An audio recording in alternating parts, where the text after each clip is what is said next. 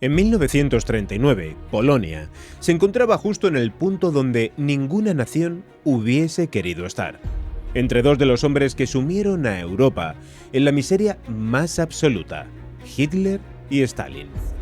Entre ambos, el mapa se convirtió en una trampa y el calendario en una cuenta atrás. ¿Por qué Polonia se convirtió en el chispazo de la Segunda Guerra Mundial?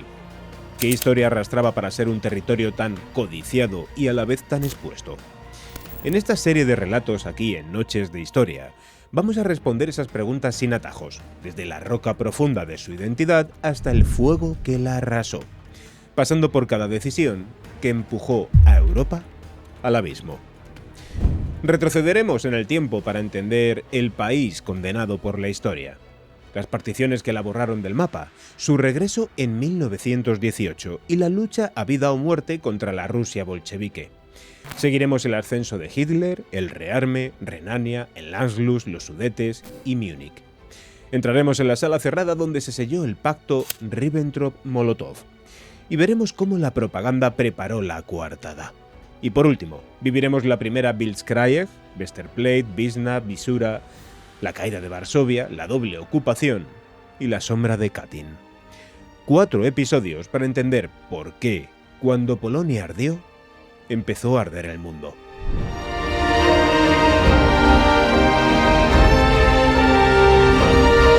Noches de Historia presenta Polonia 1939.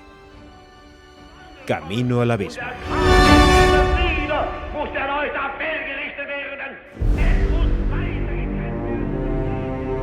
En 1791, Varsovia aprobó una de las primeras constituciones modernas de Europa, adelantándose incluso a Francia, que ya tenía su declaración de derechos, pero no era una constitución tan estructurada. Fue un intento noble de regenerar el país, de modernizar su sistema político y de centralizar el poder, pero el gesto fue percibido por Rusia como una amenaza. Catalina la Grande no estaba dispuesta a tolerar un Estado fuerte en su frontera occidental. Así que en 1793 llegó una partición, una partición en la que los actores protagonistas eran Rusia y Prusia. Estas dos naciones se repartieron nuevas provincias y dejaron a Polonia reducida a la mínima expresión. ¿Se lo repartieron? Sí. La indignación estalló en las calles. En 1794, el general Tadeusz Kościuszko, héroe también de la independencia norteamericana, lideró un levantamiento popular. Sí, has escuchado bien, no me he equivocado. Tadeusz Kościuszko, polaco de origen que libró batalla durante la independencia norteamericana en el ejército continental, llegando a ser promovido por el Congreso estadounidense con el rango de general de brigada, y siendo considerado uno de los militares más brillantes de su época. De hecho, y a modo de curiosidad, te destaco que en Australia una montaña lleva su nombre, en Chicago tiene una estatua y en el espacio un asteroide que también lleva su nombre. Pero esa es otra historia. Así que volvamos a donde lo dejé.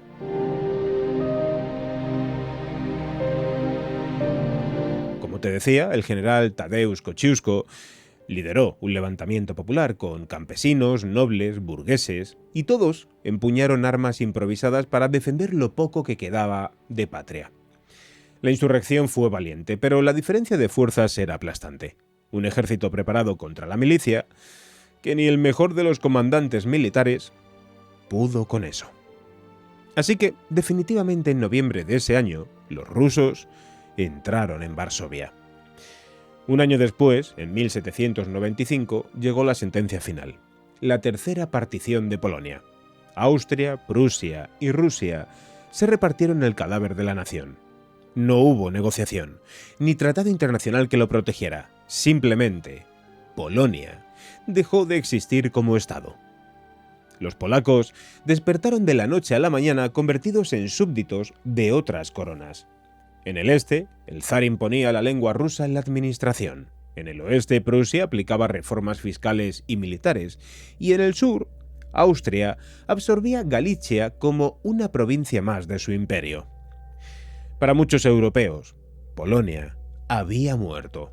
Para los polacos, la patria quedaba reducida a un recuerdo, a una herida que dolía cada día.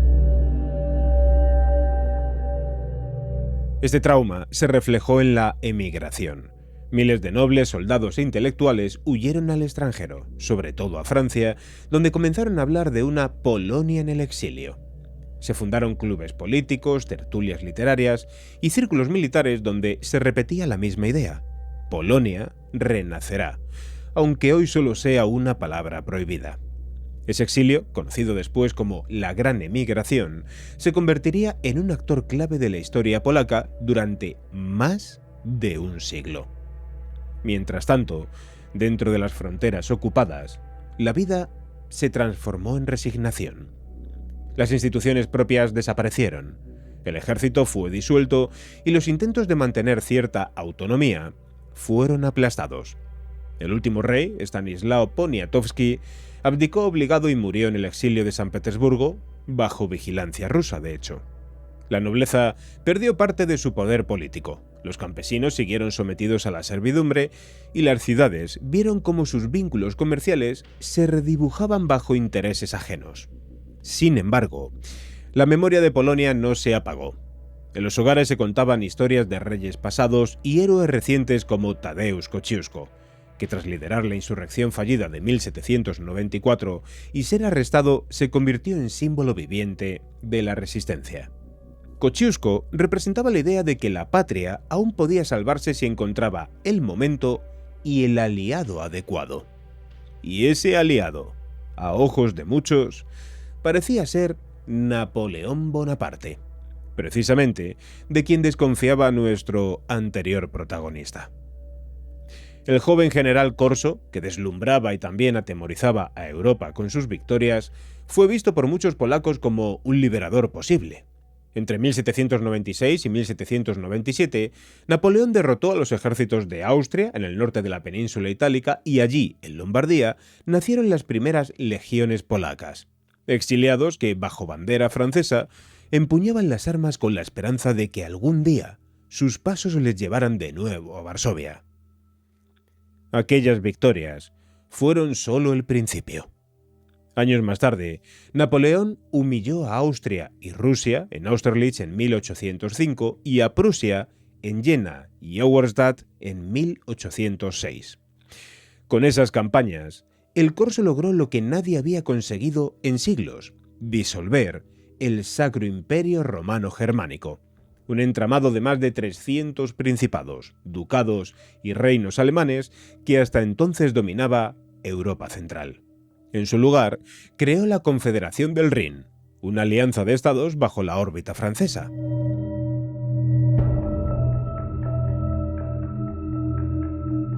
Para los polacos, aquellas victorias eran más que un cambio geopolítico. Eran la señal de que los imperios que habían borrado a Polonia no eran invencibles. Ese desmoronamiento del orden antiguo podía abrirles una rendija para recuperar su patria. La confirmación llegó en 1807, tras el Tratado de Tilsit firmado entre Napoleón y el zar Alejandro I. Con parte de los territorios arrebatados a Prusia, Napoleón creó el Ducado de Varsovia y aunque no era la resurrección plena de Polonia, sí era un símbolo que ayudaba, por primera vez en más de una década, a que los polacos volviesen a tener un estado con nombre propio, con instituciones, leyes modernas y una bandera reconocida en Europa. El entusiasmo fue inmediato. Varsovia volvió a sentirse capital, y Józef Poniatowski, sobrino del último rey, asumió el mando militar del nuevo ducado. Se abolió la servidumbre en gran parte del territorio y se impulsaron reformas legales al estilo francés. Para miles de familias, aquello fue la prueba tangible de que la patria podía renacer, aunque, sin embargo, aquel renacer era un espejismo. El ducado de Varsovia no era soberano, dependía por completo de la voluntad de Napoleón. Si el emperador caía, caería con él la frágil reconstrucción polaca. Y así sería. Tras 12 años de desaparición, los polacos tenían algo que habían perdido: la esperanza. Al menos, durante unos pocos años, la recuperaron. Sin embargo, y como sabes, esto no duraría mucho. La derrota de Napoleón en 1814 trajo consigo la desaparición del Ducado de Varsovia. En el Congreso de Viena, Los vencedores redibujaron el mapa europeo y decidieron que Polonia seguiría siendo una tierra sin soberanía propia. De aquel reparto surgió la conocida popularmente como Polonia del Congreso, siendo este un reino tutelado por Rusia. Durante los primeros años esta tutela parecía ofrecer cierta estabilidad para los polacos, aunque fuesen administrados por el zar Alejandro I y posteriormente por Nicolás I, quien tras las revueltas de 1830 y 1831, que buscaban la independencia total, redujo la autonomía polaca, así como la eliminación del ejército autónomo polaco o los funcionarios que fueron sustituidos por funcionarios nacidos en Rusia. Esto no se detuvo aquí, ya que 3 décadas más tarde, otra sublevación, en este caso en 1863, trajo consigo una represión aún mucho mayor, con la confiscación masiva de tierras, cierre de universidades, supresión del idioma polaco en la administración y un proceso acelerado de rusificación que buscaba borrar toda huella de identidad nacional. Mientras tanto, en los territorios bajo control prusiano, los polacos sufrían otro proceso distinto pero igualmente opresivo: la germanización. El canciller Bismarck convirtió el Kulturkampf en un programa de asimilación forzada. El alemán fue impuesto como lengua única en escuelas, tribunales y ayuntamientos. Se expropiaron tierras para entregarlas a colonos alemanes y se vigilaba de cerca cualquier manifestación cultural en polaco. Solo en Galicia, bajo el Imperio austriaco, los polacos encontraron un resquicio de autonomía. Allí, sobre todo en Cracovia y Leópolis, floreció una vida cultural, digamos, algo más libre. Surgieron periódicos, asociaciones, universidades y un movimiento intelectual que mantuvo viva la conciencia nacional. Fue también el siglo de la emigración. Miles de polacos se marcharon a Francia, Inglaterra y Estados Unidos. En el exilio, figuras como Mickiewicz en la literatura o Chopin en la música se convirtieron en los verdaderos símbolos de la patria perdida. Y así, el balance del siglo XIX era desolador. 2 levantamientos fallidos, represión en cada rincón del país y una población sometida a 3 imperios que parecían invencibles. Y sin embargo, Polonia no desapareció del todo. De hecho, de estas tierras sometidas nacieron figuras que marcarían la ciencia, la política y la cultura también del siglo XX, como Marie Curie, Józef Pilsudski o Rosa Luxemburgo. O también David Ben-Gurión, el que fuese el primero en ocupar el cargo de primer ministro de Israel, que nació en la ciudad de Plonsk, perteneciente a esta tierra, aunque nunca se le haya considerado como polaco. Los inicios del siglo XX no traerían a priori una mayor esperanza. Con una Europa en la que todos sus pueblos y regiones desconfiaban, las unas de las otras, y con una Polonia inexistente en los mapas, llegó la Gran Guerra. Cuando estalló la Primera Guerra Mundial, el mapa de Europa se convirtió en un tablero de alianzas cruzadas. Y en ese tablero, Polonia, partida en 3, se convirtió en un terreno codiciado. Cada imperio quería ganarse a los polacos prometiéndoles autonomía o independencia futura, mientras en realidad los usaban como carne de cañón. Aquí destacamos a Józef Pilsudski, un personaje clave, carismático, calculador, con aura de caudillo que había pasado por la cárcel zarista y por el activismo clandestino.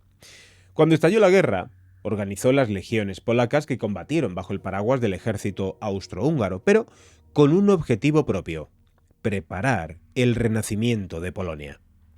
Pilsudski jugó una partida arriesgada. No confiaba en Rusia, que durante más de un siglo había sido el verdugo principal de Polonia, pero tampoco se entregaba ciegamente a los austrohúngaros ni a los alemanes. Su estrategia era clara: mantener una fuerza polaca autónoma que, llegado el momento del derrumbe de los imperios, pudiera reclamar la independencia sobre el terreno.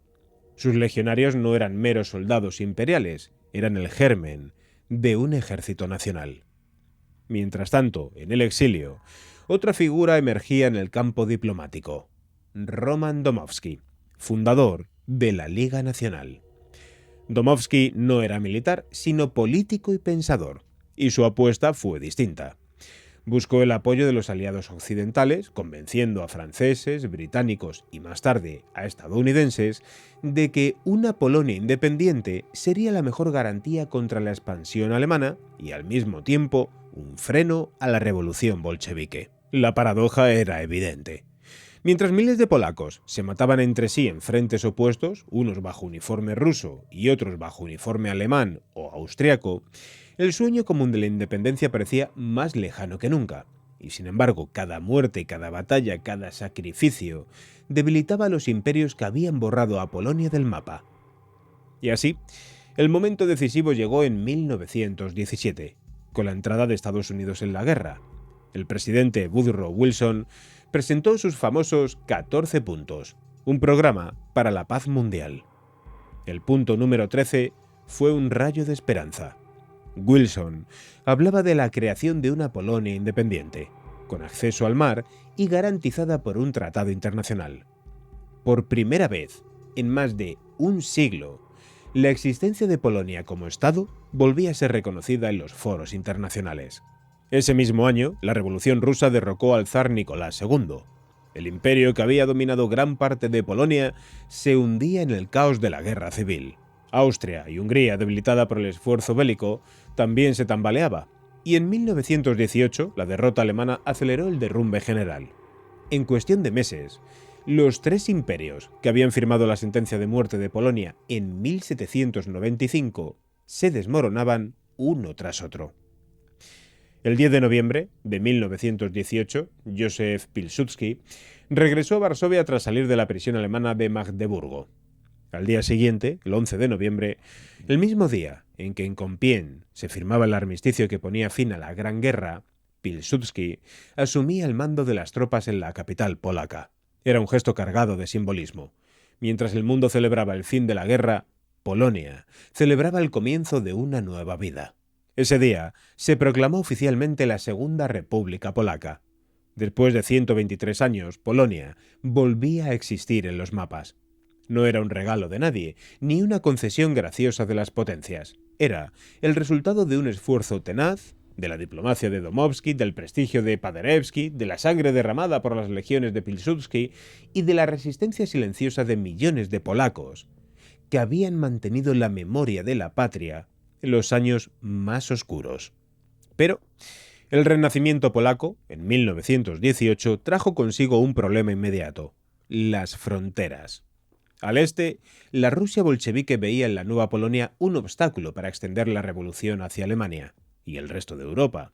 Para Pilsudski, en cambio, el objetivo era asegurar un estado fuerte en el corazón del continente, incluso recuperando territorios históricos de la mancomunidad polaco-lituana. El choque era inevitable. En 1919 comenzaron los primeros combates, pero fue en 1920 cuando la guerra alcanzó su punto álgido. El Ejército Rojo, bajo el mando de Tukhachevsky, lanzó una ofensiva masiva que llegó a las puertas de Varsovia. Y ahí fue cuando Europa contuvo la respiración. Si caía Polonia, la revolución comunista tendría el camino abierto hacia Occidente. Y entonces ocurrió lo inesperado. En agosto de 1920, las tropas de Pilsudski lanzaron un contraataque audaz, rodearon al enemigo y lograron una victoria decisiva. Fue el llamado Milagro del Vístula, celebrado como la salvación de Europa frente al bolchevismo. Así fue como se firmó el Tratado de Riga de 1921, que fijó la frontera oriental y dio a Polonia un vasto territorio. Sin embargo, esa victoria dejó heridas abiertas. Millones de ucranianos, bielorrusos y lituanos pasaron a formar parte de un Estado polaco que, aunque independiente, se enfrentaba ahora a nuevas tensiones internas y externas. En un primer momento, la República adoptó una constitución democrática. Había elecciones, partidos, parlamento, pero la política polaca pronto mostró su fragilidad. Los viejos fantasmas de la división volvieron a aparecer y liberales, nacionalistas, socialistas o campesinos, todos competían por el poder. Y el sistema se convirtió en un campo de batalla permanente. En medio de ese caos, la figura de Józef Pilsudski volvió a imponerse. El héroe de la independencia, carismático y autoritario, decidió que el experimento parlamentario no bastaba para mantener unida a Polonia. Y así, en 1926, tras una crisis política y económica, Pilsudski organizó el llamado Golpe de Mayo. Sus tropas marcharon sobre Varsovia y tras 3 días de combate se hizo con el poder. Oficialmente mantuvo una república parlamentaria. En la práctica, instauró un régimen autoritario donde el parlamento seguía existiendo, pero las decisiones clave pasaban por él y su círculo de militares y colaboradores.